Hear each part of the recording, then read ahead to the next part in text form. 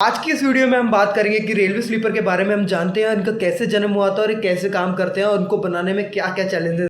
बनाने की शुरुआत 1700 जोसेफ मोनियर ने की थी, जिसका उनका पर्पस था कि मेन हमारे ट्रैक अलाइनमेंट रहे और हमारी राइड स्मूथ रहे। उसके सवाल तो रेलवे स्लीपर्स होता क्या है? तो रेलवे स्लीपर्स वही होता है जिसके ऊपर ट्रेन चलती है, जिस ट्रैक्स के ऊपर जो नीचे स्लीपर्स होते हैं कंक्रीट के, वो रेलवे स्लीपर्स होते हैं। तो उनका काम क्या होता है? ट्रेन की अलाइनमेंट मेंटेन रखना, गेजेस सही रखना और उसके ऊपर जो आपका लोड है, ट्रेन का जो भी लोड है, सेल्फ लोड है या फिर पैसेंजर्स या फिर गुड्स का लोड है, उसको बलास्ट में ट्रांसफ़र करना, बलास्ट में ट्रांसफ़र करने के बाद लैंड में ट्रांसफ़र करना।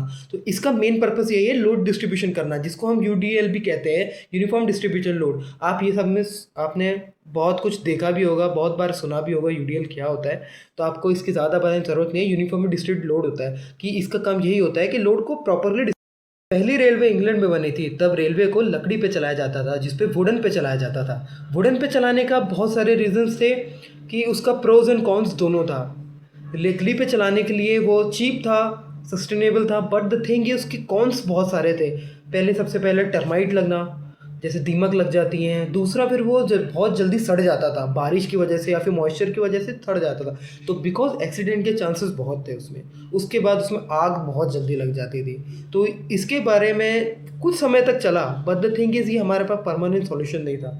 तब के बाद कास्ट आयरन स्लीपर्स का निर्माण हुआ, जो 1850-1900 तक चले। इजिप्ट और यूरोप में इनकी पहली शुरुआत हुई थी।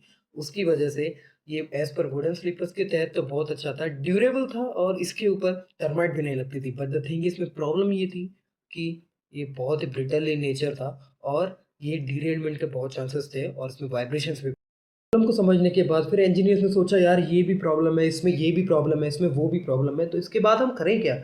उसके बाद लास्ट फिर 1880s में इन लोगों ने फिर से वही क्या, स्टील स्लीपर्स बनाए। पहले कास्टेड आयरन था, ये फिर प्रॉपर स्टील स्लीपर्स थे। ये भी बहुत सही था, टर्माइट का इशू नहीं था, वुडन जैसा था, फिर ठीक है as compare to cast iron के में बहुत अच्छा था। But the thing is steel में भी प्रॉब्लम था। स्टील में प्रॉब्लम ये था कोरोजन का।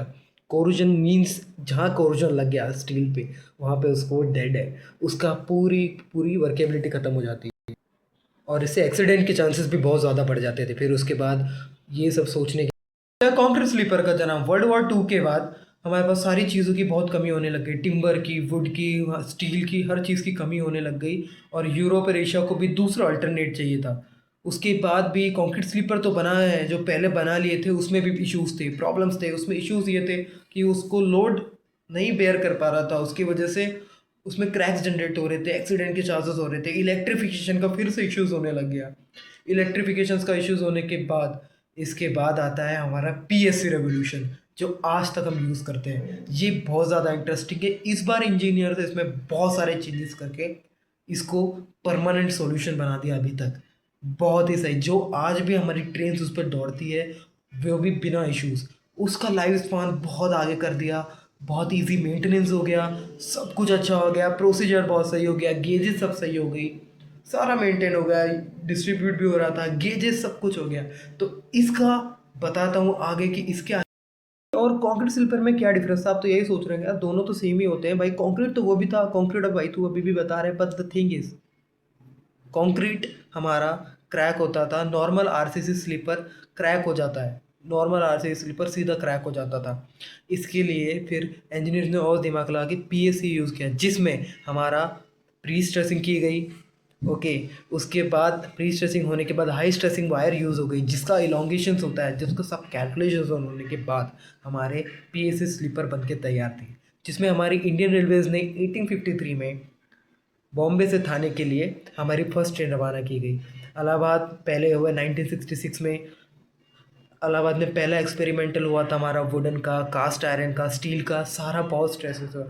जो हमारे जोसेफ मैनियर सर थे, जोसेफ मैनियर सर जिन्होंने इस चीज़ की शुरुआत करी, वो उन्होंने बहुत ही सही शुरुआत करी। बिकॉज हमारी ट्रेन्स आज भी जो स्टेबल चल पाती है, वैसे इंडियन रेलवेज का ठीक है थोड़ा सा जर्क्स होते हैं, बट द थिंग इज आज भी किसी भी स्लीपर की वजह से या फिर किसी की वजह से कोई एक्सीडेंट का ऐसा कोई चांसेस नहीं हुआ है। बिकॉज भी वो बहुत ही देखभाल से, बहुत ही चेकिंग से बनाए जाते हैं। डीरेलमेंट्स हो जाते हैं, ओके, नो इश्यूज, बट हमारा कोई रेलवे स्लीपर टूटा नहीं है। आई थिंक उनको स्टेप बाय स्टेप चेंज करता है, उनको 50 ईयर्स ऑफ उनके लाइफ स्पैन रहता है उससे ज़्यादा रह सकता है अगर वी आर मेंटेनिंग दैट। हमारे इंडियन रेलवेज भी उसको टाइमली चेंजेस करते हैं, नया ट्रैक्स बनाने के लिए बहुत सही है। उनका वेट भी बहुत अच्छा होता है, इनके इसमें सब कुछ प्रॉपर होता है। तो आज की वीडियो में सिर्फ इतना ही। बने रहें और वीडियो को लाइक शेयर और सब्सक्राइब जरूर करना और ऐसे ही सपोर्ट दिखाते रहें। Thank you very much. और हाँ, मेरे चैनल को 10,000 व्यूज़ तक ले जाने के लिए आपका बहुत बड़ा साथ था। Thank you very much. Thanks for supporting guys. Love you so much. Bye.